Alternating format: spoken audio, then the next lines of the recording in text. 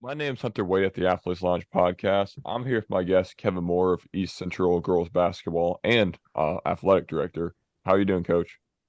Doing well, man. Thanks for having me on. So just starting off, you're 2-1 to start the season, and I know the loss was a little bit rough on the offensive end, but what have you liked the first two games, or I guess your first three games? What have you liked so far? Well, it was a unique situation where we lost 8 kids last year to graduation, and you know, in my course of time here at East Central, we've always had returning players that kind of help the younger kids along and get acclimated to whether it be from an eighth grade jump all the way to varsity or a JV freshman jump to varsity. But this year, that's what I mean by it being unique. We really didn't return any varsity mainstay players from the previous year, so my expectation level was, I hate to use the word rebuild, but that's certainly probably what we're kind of in here. Um, so I didn't really have like a set number win expectations, or obviously we want to compete to win a conference championship and sectional, but it's all about um, process driven rather than result driven with this group. We try to stack good day after good day on top of each other, and ultimately at the end of the year, that's where we want to be playing our best basketball. But I thought going into the year defensively is probably where we would hang our hat, and certainly we've done that. We're holding teams to less than 30 points a game, and when you do that, you give yourselves a chance to win. But offensively, just we don't have those kids that can go create their own at times, so we have to manufacture it through our sets or through just a lot of ball screen action. So getting kids acclimated to the physicality and the speed at the varsity level, that's kind of really where I'm at. And played in a really hostile environment on Tuesday nights. I think we had won 20 something times in a row against Franklin County. So I think they understood where we were from a roster standpoint. Their community understood where we were, and it was a great crowd and a great atmosphere of kids to learn through. And unfortunately, came up a little short. The when you kind of mentioned this kind of like this is an unusual situation that you're in. That as a coach, is this year maybe one of the hardest working years you kind of had to have because now you have to make sure you're able to manufacture buckets without players that just can create on their own. Yeah, that's a good point. I mean, we've had multiple all-star kids in the last few years, and a lot of high basketball IQ kids where they could create and just play motion freestyle offense. Where now, like you said, we're having to manufacture those things, and during the course of practice, during the course of the year, hopefully we're creating those read and react situations in practice where kids are developing the ability to just go play basketball. But there's not a lot of opportunities right now for me to sit down and enjoy watching where I have in the past, where I'm up coaching through every offensive and defensive possession. And I enjoy that. I feel like obviously I hate to lose.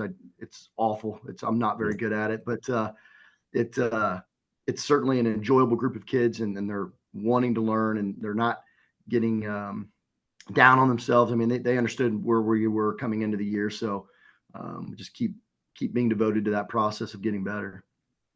How now, how optimistic are you? Because they are young, like the group, will kind of learn and come into their own. Because that's I guess the positive of them being so young is they have all the time to grow. Yeah. No, I mean, I don't want to put a ceiling or a basement on this group. I Yeah. think we can certainly contend in conference. Not we're 1-1. I mean, the last 10 years in our conference, the winner has been undefeated. So just historically, mathematically, we've certainly got to win out to even give ourselves a chance. But I, you know, I think our core pieces are freshmen, sophomores, and juniors. Um, and if we do things the right way in practice every day and not not harp on losses and focus on improvements. I think by the time mid January, late January come around, I think we're going to be a very competitive team that you're going to have to really work hard against to score against. And if we can find that comfortable and confidence at the offensive end, I think at sectional time we're going to be a hard out.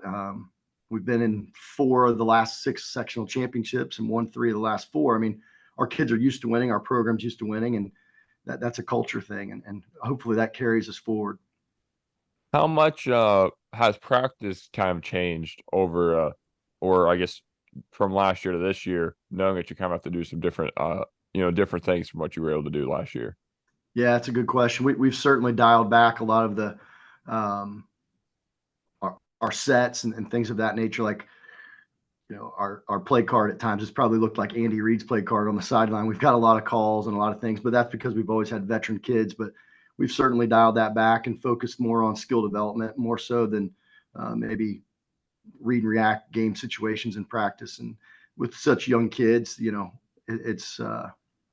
it's easy to get in the mind frame of, okay, we got to get game prep.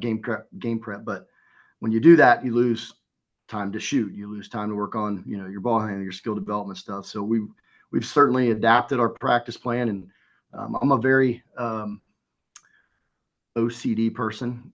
So our practice plans are very detailed down to the minute, and our kids know that, are used to it. Our coaching staff that I've had forever is used to that. So we're very detailed oriented, and I think that's certainly helped us sustain success over the years. So you've been there for 15 years. Is this the most you've had to change from a season to another in terms of Yeah, coaching style? yeah, I would say so. I mean, outside of just taking over our first year, and we were at the bottom. I mean, it was a tough situation to come into, and I think we'd had 12 or 13 losing seasons, and that was a learning experience for me in its own right. But yeah, this has certainly had the most change since then. The How did you get into coaching? How did you kind of get into basketball and coaching? Yeah, I mean, I've always loved sports, all of it, and very, very competitive natured person. But I actually started coaching my younger brother's team when I was in high school. It's just something that coaching has always been in my blood, I guess. And then when I went off to college, and when I was at Ball State, I was helping coach youth basketball at the YMCA. It's just getting involved in that way. And then when I moved home after college, I went to Franklin County High School. They had a coaching opening on the boys staff, and here I'm 23 years old, stepping into the coaching role and coaching freshman boys and JV boys. That was interesting. But that's how I got started. And then I ended up getting a teaching job over here at the East Central School Corporation. Was still coaching at Franklin County, which was across enemy lines, if you will. So ultimately, a job opened up over here in the girls program, and I never really had any desires to coach girls basketball, but it was an opportunity to coach in the district that I was teaching in, and really just fell in love with the ability to teach the game to the girls side of things. And when the head coaching job came available, it was something I looked into. So You're the athletic director as well. What are yeah. I guess, the struggles of being a coach and athletic director, especially during this time of year? When you are actively super busy with the coaching, and what are just some of the best parts? And I guess, what's the athletic director job like? It's a very enjoyable one. So the previous 9 years, I was an assistant principal, so there weren't too many enjoyable days in that role because you're Yeah. always dealing with the negativity, the discipline. So just being able to work with kids, coaches, parents that are in their sports for the right reasons, and how hard these kids work and how hard these coaches prepare and the time that they put in. As the athletic director, I think it's my job to promote those kids and give them a platform as best we can to allow them to play to their best ability. And if they want to play on at the next level, to giving them those opportunities as well. And we have a lot of kids in all sports that are going to go do that. In fact, today we have like our early signing day for, I think we have 7 kids that are non-football player athletes going on to play college, and we're celebrating those kids today, bringing their families in. So that's the fun part of me, or part of this job for me, is the organization and the promotion of kids. The difficulties as being an AD and coach is just time management and having to delegate at times, like our youth basketball, for example.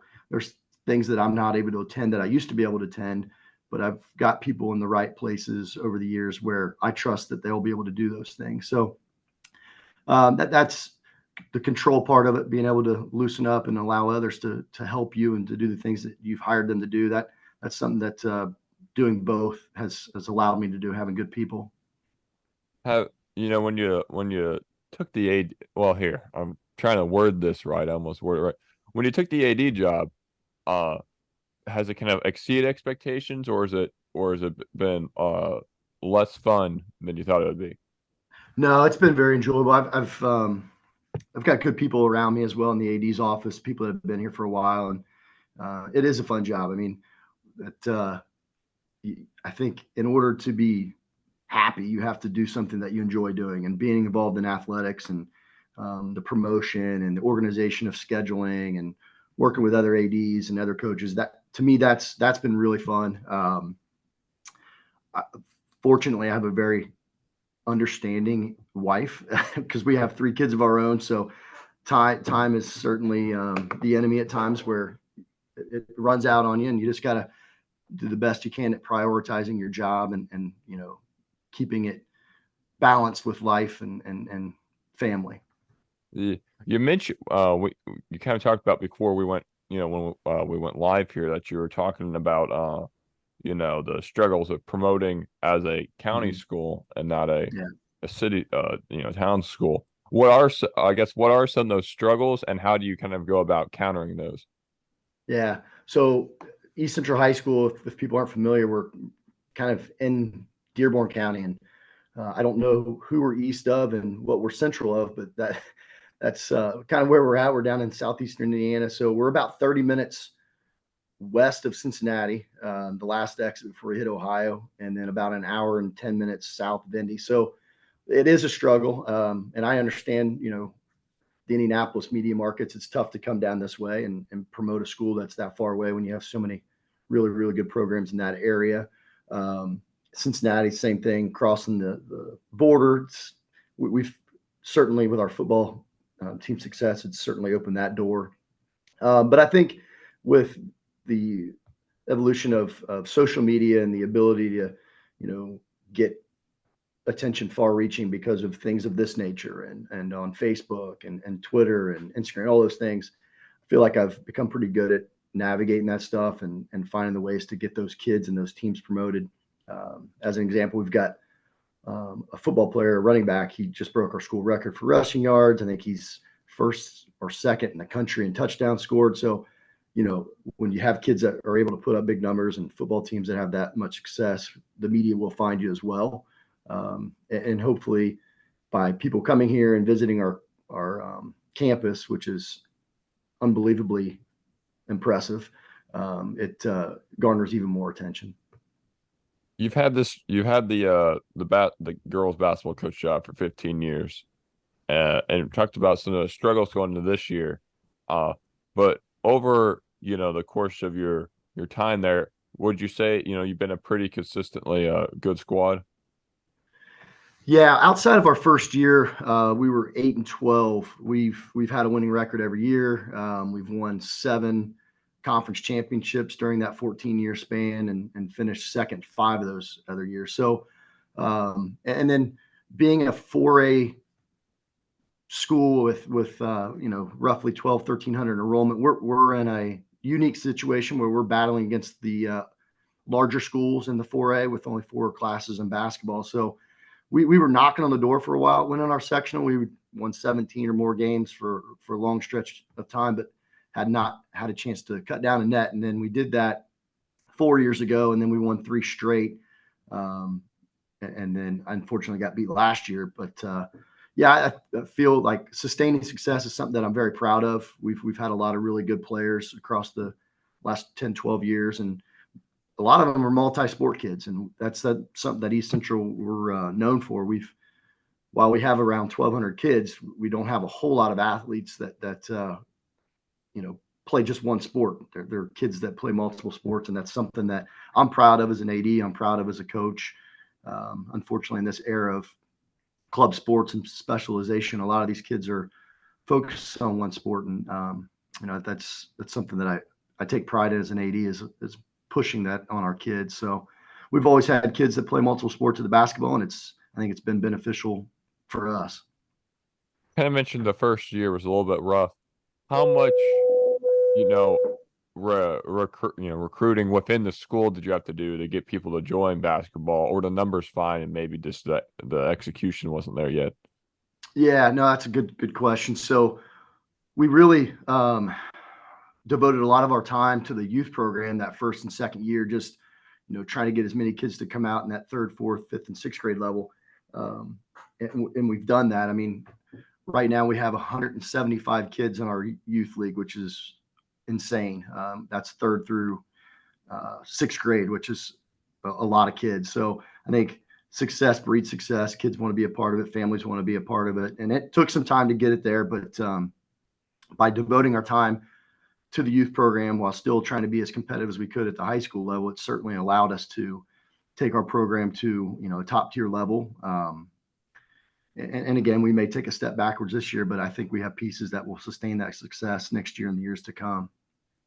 Was there anything when you first got there that as a coach you really wanted to try to get to work and it just never worked that first season?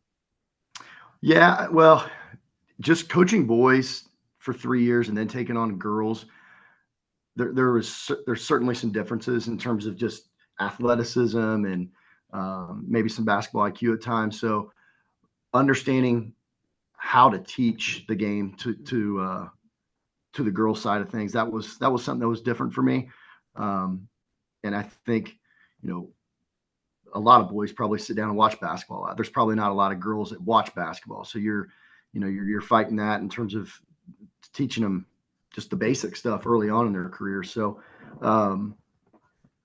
that was probably a hurdle for me, but I feel like I've gotten comfortable in terms of how to teach that. I think the gap between your top tier athletes on the boys side to your average and below average is substantially different than on the girls side, just because of the athleticism differences. So that's one thing I've learned on the girls side as well. And we've tried to take advantage of that as well. How much film as a team do you watch? Quite a bit. Obviously, Huddle has been Yeah. a great revelation in high school athletics. When I first started on Sundays, I would burn DVDs and meet coaches at Walmart parking lot. We would exchange DVDs. So that certainly helped there. Having the kids the ability to watch film on their phones or on their devices, that's been awesome. And it's not like we make them do that. It's they want to do that. They like to watch our games and pick up on mistakes and things that we're harping on. And we as a coaching staff spend a ton of time scouting our opponents and knowing tendencies, and it kind of shows over the years in our defensive average and how we're able to hold teams down and take away what they want to do. And I think that's something that as a coach, I'm very proud of. Like our kids buy into our defensive game plans. They buy into watching film. They understand the mental side of the game. It's so much more than the physical side, in my opinion. So I think that's been a huge success for us and basketball in general, just having the video aspect.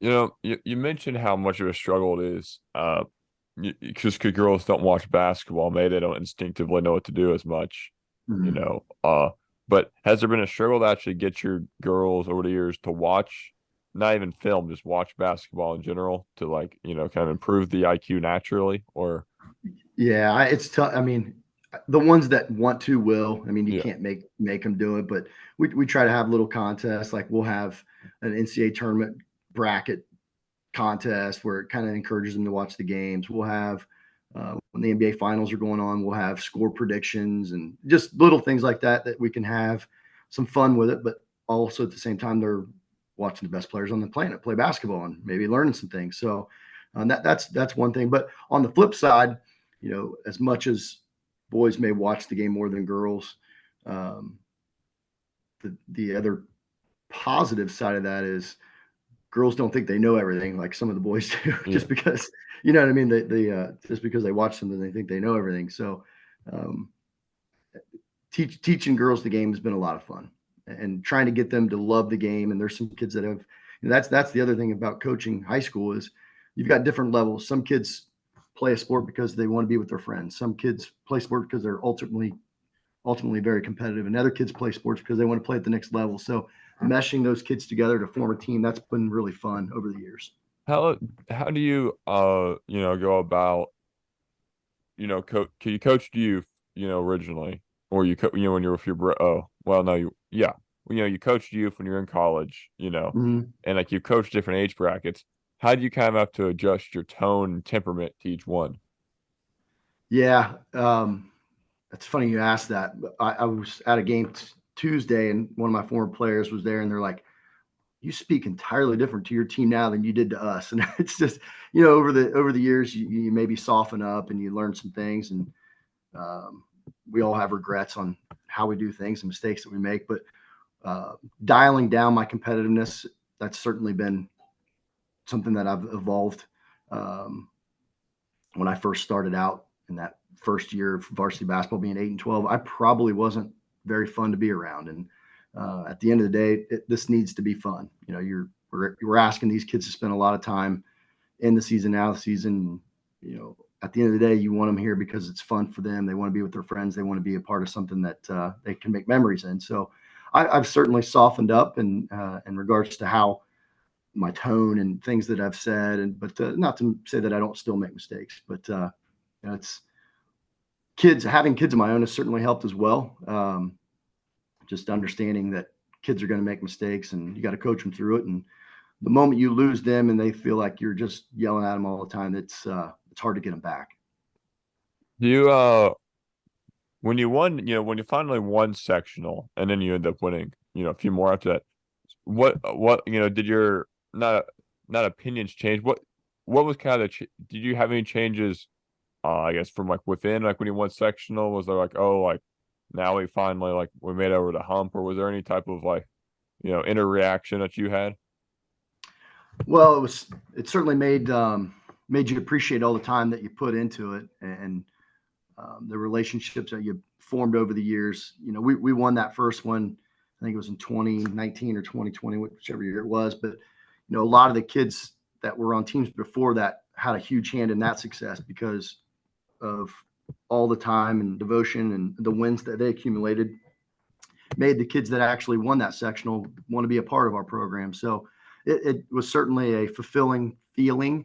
There was a lot of teams in that section we just couldn't get by. And it was a respect factor. When we finally knocked through and won that sectional, it was a respect of the Columbus North, the Bloomington South, the teams that we were, kind of circling on our schedule. That's who we wanted to be like, and that's the level that we wanted to play at. When we finally did that, it certainly made all of the preparation and all the work and all the adversities that we go through well worth it. At what point did you realize that your, kind of like free flow, motion offense was going to work? Was there any point where you just kind of like realized, oh, this is going to work on a day-to-day basis?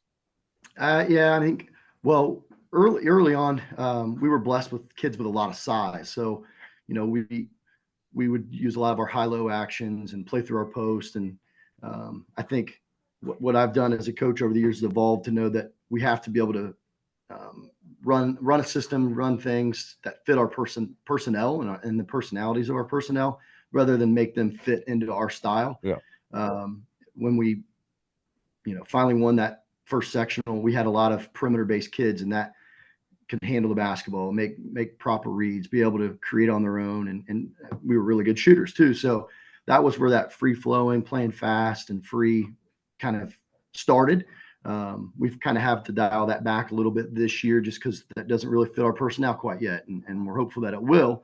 Yeah, I think as a coach, you have to ultimately figure out what helps your team be successful at the offensive end and defensive end. And there's a lot of things that we do defensively just because we have multi-sport athletes. We're able to do the same thing consistently year after year. But offensively, that's where you have to adapt, I believe, to your team. We mentioned earlier, there is a little, you kind of are going to have to work a little bit harder to try to, force people open. What are some of the things, without going away too much, that you've tried so far, in order to be able to force people open? Yeah, we've probably used more ball screen action this year than all of our other years combined, just because, maybe we don't have the skill ability yet and the confidence yet to take a defender one-on-one. I probably wasn't the best at teaching ball screen. So fortunately, we've got a new coach on staff, and that's something he's very comfortable with and things that he's had a lot of experience with. So that's one thing that we've adapted. We do a lot of dribble handoff interchanges as well. We have fast kids. Right now, we don't have kids that have the confidence, with a defender squared up on them to make some type of get-by move. So that's something that we've done. Our motion zone offense, we feel very comfortable with over the years. There's not a lot that we've changed there, but and then just dialed back a lot of our sets. We do a lot of our sets out of the pinch post and high post area, and we've had to dial back those because some kids aren't comfortable there quite yet. So just adapting the play card a little bit. At this point in the season, you are 2-1, Yeah. a total record. How do you kind of like, so is this kind of like maybe exceeding expectations where you thought you'd be so far this year, or are you kind of, on track for what you expected? Because you did expect this to be a quote unquote rebuild year. Yeah, no, I think we're kind of where I thought we'd be. All three games have been very, very competitive. Obviously we won our first two games, but I knew that we were going to be a very strong defensive team. I mean, I think that's something that we can always hang our hat on. And I think that's something that's not going to go away. But when we start playing better competition that's on our schedule, if we don't have the ability to score better, we're going to have a hard time winning those games. So that I knew that going in, and just trying to keep that perspective where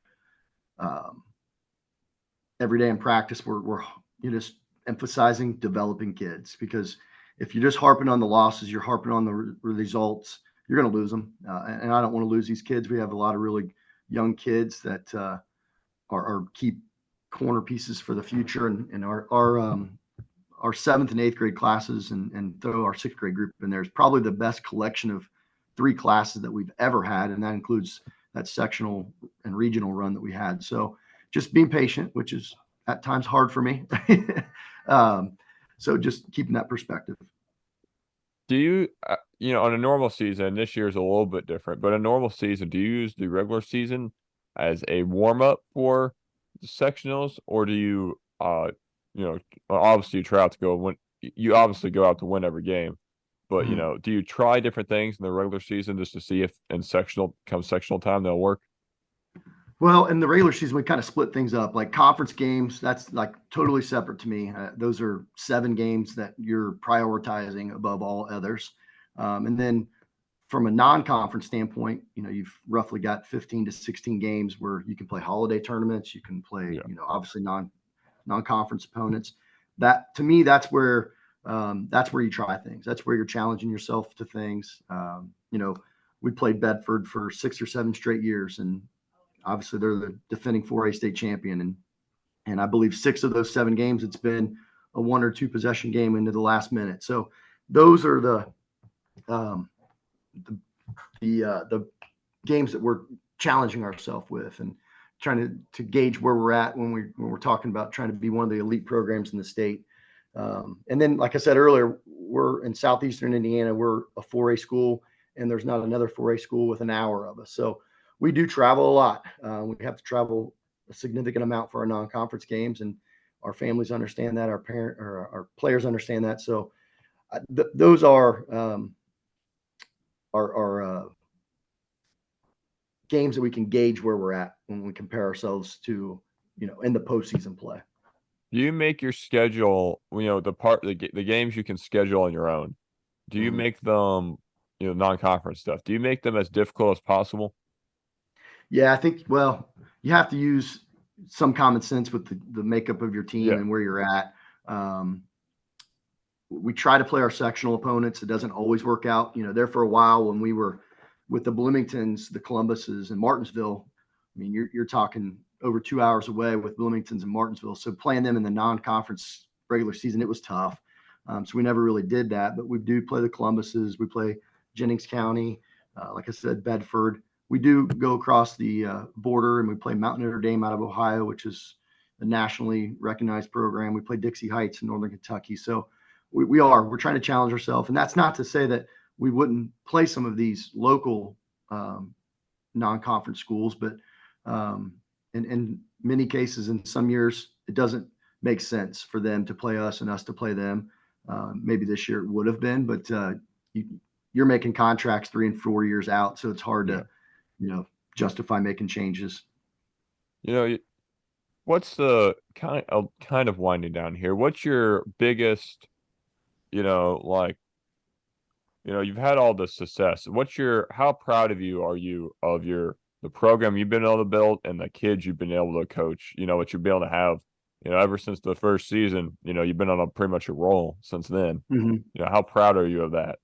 Oh, I mean, it makes the time and the commitment away from family and friends worth it. I mean, and then, like tonight, after practice, I'm having the kids over to my house for a team dinner because we're a family. You spend more time with each other than maybe your own families at times. So that to me, that's really what it's about. Obviously, I love to win, I love to compete, but I got into education because of kids, creating relationships, lasting ones, and we've had over 50 kids graduate through our program over the years. And while I'm not close as I would like to be with all 50 of them, I have very good relationships with many of those kids. I've been at their weddings. Some of them came to my wedding. I mean, it's just, to me, that's what coaching is about, is relationships that you can create with those kids, their families, other coaches. There's coaches that I compete against that are some of my best friends. My assistant coaches are some of my best friends. So that to me is what's been most fulfilling. Obviously, winning nearly 250 games, all the sectionals and conferences. Those are things that are, at the end of the day, I'll look back on and cherish. But the memories and the relationships is really what it's about to me. At this point, are you shocked?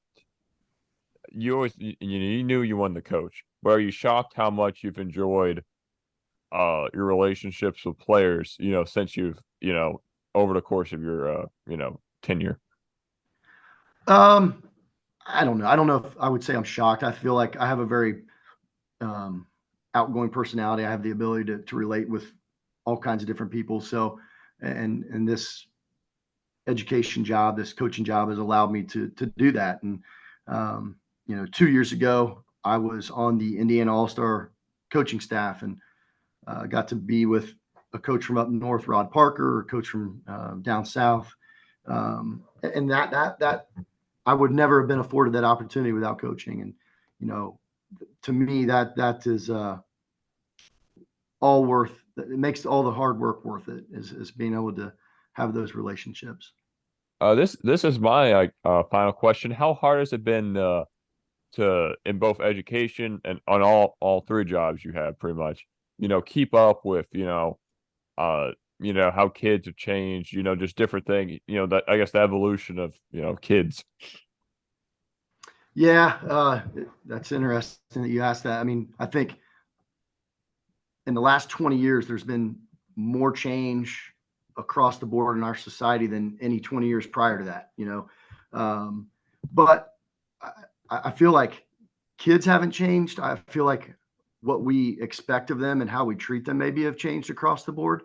Um, they're going to do, and they're going to act the way that we allow them to do and act. And um, with, as we talked earlier, the ability for social media and things to be out there, it's also a negative impact at times too, where you know a, a lot of negativity is out there, and a lot of things that kids at a very young age shouldn't be seeing. So, as a parent, as an educator, holding those kids accountable and teaching them as best we can, I think that's really what we as a society need to do. Um, and again, like I said, I don't think kids ultimately have changed. I think their surroundings and things that we expect of them, and how we hold them accountable have maybe changed over the years. So that's really all I have, from a prepared question. Is there anything you want to get out there, Coach? No, I appreciate Tyler, hooking me up with you and giving me the opportunity to come on here and talk about our program. And um, if you have an opportunity, we'd love to have you interview some other coaches up in the East Central area, and maybe that'll work out one day. Yep. Well, I've been Hunter Wade at the Athletes Lounge podcast, and thanks for coming on, Coach. Hey, thanks a lot, dude. I appreciate you. Hey guys, this is Hunter Wade at the Athletes Lounge podcast. Please like, share, and subscribe where you can. Thanks.